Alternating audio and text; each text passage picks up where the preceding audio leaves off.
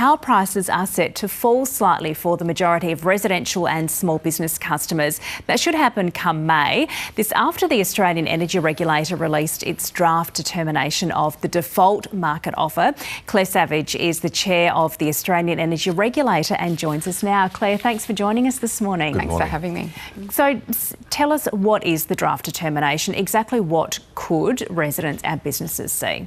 So this is a draft decision, as you said, and it's a standing offer customers. So they are customers who maybe have never shopped around and applies to customers in South East Queensland, New South Wales and South Australia. We're making that draft decision today. As you said, we'll make our final decision in May and those prices will apply from 1 July. But we are expecting the majority of those customers to see decreases this year. So they might be from very small decreases all the way up to 7% for residential or as high as 9.7% for some small business customers. There are a few customers or some customers that will see small increases. That could be sort of 1% or up to about 2.5% or just over that. Do the energy providers have to follow these, as you say at this stage, draft recommendations? So once we make our final decision, and things can change from draft to final, they will have to apply those prices to their standing offer customers. They also have to use those prices as their reference point. So when they're making an offer to you, they have to say how their offer compares to that default market offer. Okay, and this has been made with a view of the increasing cost of living pressures faced by so many Australians. That's right. So we've seen reductions in wholesale costs, which is fantastic, but we have seen some increasing cost pressures in the network, so that's poles and wires.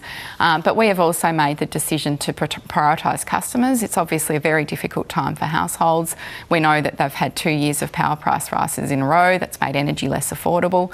So from our perspective, what we've done is to reduce the buffer that we include in that price, and that buffer's there to sort of try and let retailers who might have higher than average costs come into the market and compete. But at this time when households need relief, we've reduced that buffer. Mm-hmm. You said this is for people who don't shop around. How many people don't shop around? What percentage are we talking about in the market? So data from the Australian Competition and Consumer Commission suggests that there are up to about 80% of people who don't shop around. So they might not be on the default market offer, but they might be on an expired market offer, which is similarly priced.